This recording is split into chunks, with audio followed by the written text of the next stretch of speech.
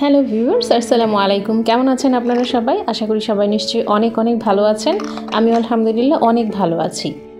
আজকে আপনাদের সামনে আবারও নিয়ে এলাম নতুন আরেকটি ভিডিও।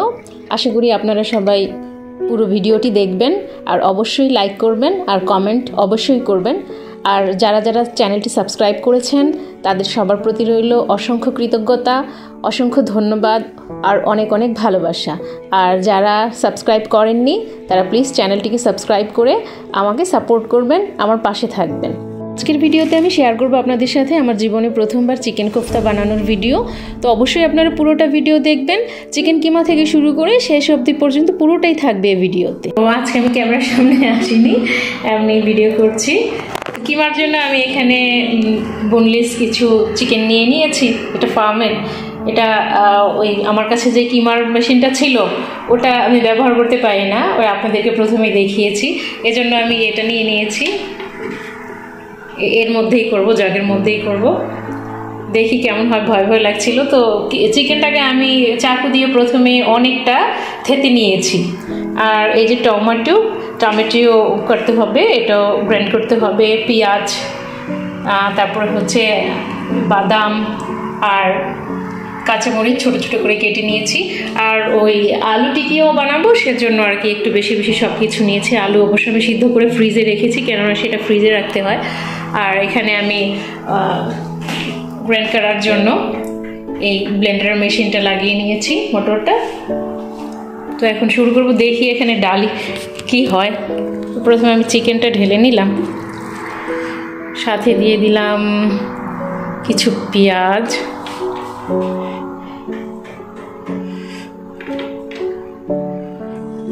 কিছু কাঁচামরিচ, একটু ঝাল ঝাল হলে ভালো হবে। আর দিয়ে নিব গরম মশলা, 1 চামচ জিরা, 1 চামচ ভরে গোলমরিচ। এই এমন এমন করা, এটা আমার বদভ্যাস। চামচ এমন এমন করা, হাত এমন এমন করা, এই কেমন যেন একটা বদভ্যাস, টাইম বেশি লাগে সব কিছুতেই। আর দিব লবণ, অল্প একটু লবণ দিব, পরে টেস্ট করে নিব আমি লবণটা ঠিক হয়েছে কিনা। তরকারি এত তো লবণ যাবে, সেজন্য অল্প একটু লবণ দিলাম। আর এটাকে এখন দেখি লাগিয়ে হয় কি না কিমা। ব্রেড থাকলে ভালো হতো, ব্রেড মনে ছিল না আনতে। আর এলাচিও পাউডার করতে হবে, এলাচি পাউডারটা পরে মিশিয়ে নেব। এলাচি পাউডার নেই এখন, তো এটাকে এখন দেখি কি হয়। সব কিছু রেডি করে এখন দেখি মেশিনে লাগাবো, দেখি কি হয়। এই যে বসিয়ে নিলাম, দেখি এখন বিসমিল্লাহির রহমানির রহিম।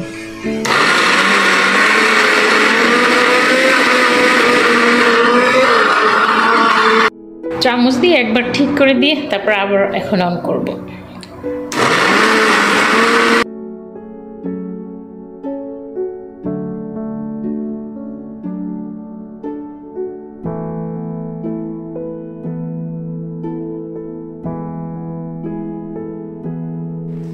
এখানে পেঁয়াজগুলো আমি পেস্ট করে নিচ্ছিলাম, আর এরপরে টমেটোগুলো পেস্ট করে নিয়েছিলাম। তো প্রথমবার কোফতা বানাচ্ছি, এজন্য আর কি একটু টেনশন হচ্ছিল। সব কিছুই ধীরে ধীরে ট্রাই করে শিখছি। রেসিপি চ্যানেলগুলো বেশি বেশি দেখি আমি শেখার জন্য।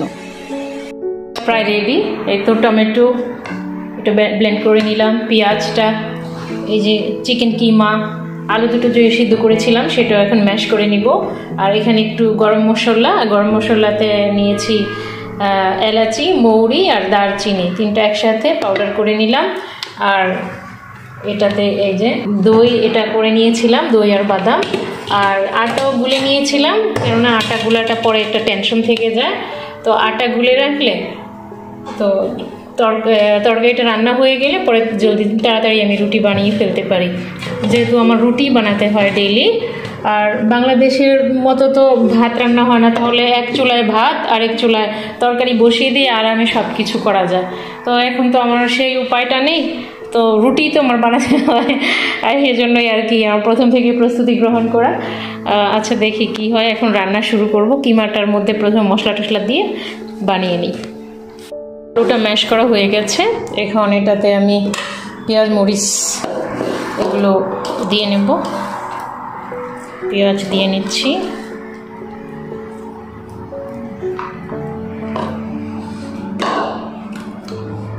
কাঁচামরিচ এতগুলো রেখেছি, মনে হয় না যে এতগুলো লাগবে, বেশি ঝাল হয়ে যাবে তরকারিও তো হবে। ওই দেখুন এইভাবে এইভাবে এইভাবে অভ্যাস। মরিচ দিয়ে নিলাম, আর আদা রসুন পেস্ট তো আমাদের সবসময় থাকেই ফ্রিজে, অল্প দিব। আদা রসুনটা অ্যাকচুয়ালি টেস্ট করে না, এটা আর কি একটু মনের প্রশান্তি, এই আর কি। হলুদ একটু দিব হালকা কালার হওয়ার জন্য, একটু মরিচও দিব একটু ভালো কালার আসার জন্য, মরিচটা একটু দিলাম। একটু দিয়ে নেব ধনে পাউডার, জিরা পাউডার, আমি ফ্রেশ জিরাটাও দিব। একটু দিব গোলমরিচের গুঁড়া। আসলে গোলমরিচের গুঁড়াটা যখন বাংলাদেশে চটপটি খেতাম, কিছু খেতাম, তখন ওই চটপটিতে তো চাট মশলা দেয়, সেটার সাথে সাথে মনে হয় গোলমরিচটাও দিত, একটু ফ্লেভারটা আমার অনেক ভালো লাগে। এখন বুঝতে পারি, যখন নিজে নিজে রান্না শুরু করলাম তখন বুঝতে পারলাম যে গোলমরিচের ফ্লেভারটা আলাদা। প্রথম বুঝতাম না, যখন আম্মা রান্না করতো বুঝতাম না, আম্মা কী দেয় না দেয় জানতামই না। লবণ দিয়ে নিলাম, লবণটা পরে চেক করে নেব। দিয়ে নেব 1 চামচ, টেবিল চামচের 1 চামচ থেকে কম কর্নফ্লাওয়ার, একটু দিয়ে নিই। রেড ক্রাম্বটাও দিতে হবে, রেড ক্রাম্বটা নিয়ে আসছি। এখন দিলাম একটু টমেটো সস, তারপরে দিব সয়া সস। এটা দিলে ফ্লেভারটা ভালো লাগে, খেতে অনেক ভালো লাগে। একটু লেবুর রস দিব, টকটক লাগে খেতে, খাওয়ার সময় ভালো লাগে। আর একটু ফ্রেশ জিরা দিয়ে দিলাম। আলু টিকিয়াগুলো বানিয়ে নিলাম, এখন ফ্রিজে রাখবো। আসলে ধনেপাতা থাকলে অনেক ভালো হতো, ধনেপাতা দিলে সুন্দর একটা ঘ্রাণ আসে। ধনেপাতা আমার কাছে ছিল না, আমার মনেও ছিল না কালকে আমার হাজব্যান্ডকে বলার জন্য আনতে। এখন একটু ফ্রিজে রাখি, চলো ফ্রিজে রেখে দিব। তারপরে দেখি 10 মিনিট পরে নিয়ে ভেজে দেখি কি অবস্থা হয়। ফ্রিজে রেখে গেলাম।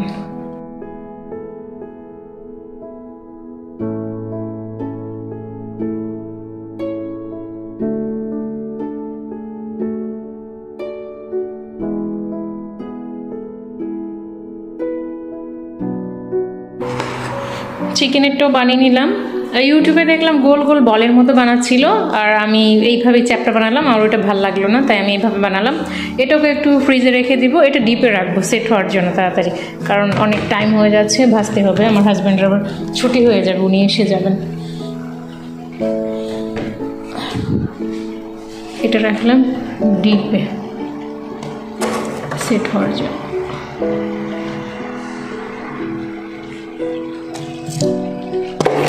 মালাই রেখেছিলাম ঘি বানানোর জন্য, আইসক্রিমগুলো খাওয়া হয়নি, ঠান্ডা ঠান্ডা এসে পড়ছে। আমার হাজব্যান্ড তো খানি না,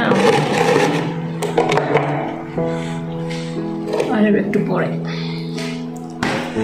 বসিয়ে নিলাম। তেল প্রায় গরম হয়ে গিয়েছে, আর নিয়ে আসলাম এটাও ফ্রিজ থেকে, আর পাশের চুলায় বসিয়ে দিলাম মশলাটা। পেঁয়াজ প্রথমে বসালাম, একটু তেল বেশিই দিলাম, মনে হয় তেল বেশি হয়ে গেছে, দেখা যাক কী হয় পরে।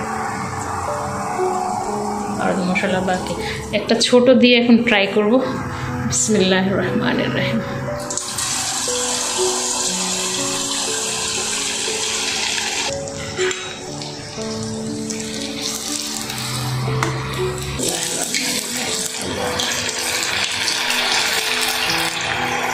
তেল পরে কাপে, আগে তেল ছিল আমার মনেই নেই, কাপ ধরে টান দিলাম আর সব তেল এভাবে নিচে পড়ে গেল। এখন এটার আবার সার্ভ করো।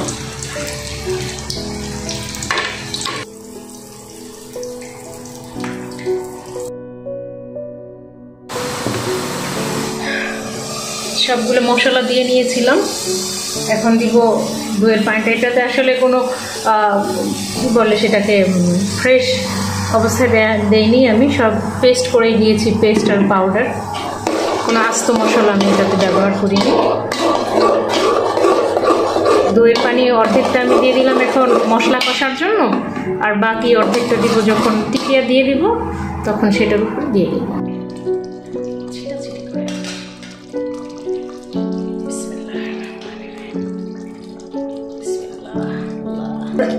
পানিটা ঢেলে দিব উপর দিয়ে।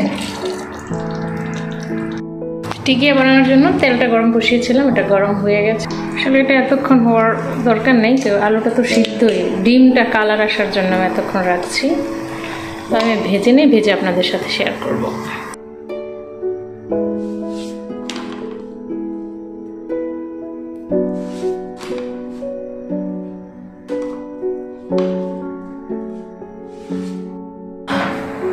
এই যে আমি রুটি শুটি বানিয়ে ফেললাম, আর আমি কিন্তু হাঁড়ি পাতিল ধুয়ে সব কিছু পরিষ্কার করেই রান্না শুরু করেছিলাম। আবার কতগুলো জমেছে দেখুন, এগুলো এখন ধুয়ে তারপরে আজকে রাতে আমি গোসল করব। আমি দিনে গোসল করিনি, আমি এখন যাবো এগুলো ধুয়ে গোসল করতে। তারপর আমার হাজব্যান্ড এসে গেলে ওনাকে খানা দিব। যারা এতক্ষণ ধৈর্য সহকারে আমার ভিডিওটি দেখলেন তাদের সবার প্রতি রইল অনেক ধন্যবাদ। আর ইনশাআল্লাহ পরবর্তী ভিডিওতে আপনাদের সাথে কথা হবে। ততক্ষণ পর্যন্ত আল্লাহ হাফেজ, আসসালামু আলাইকুম।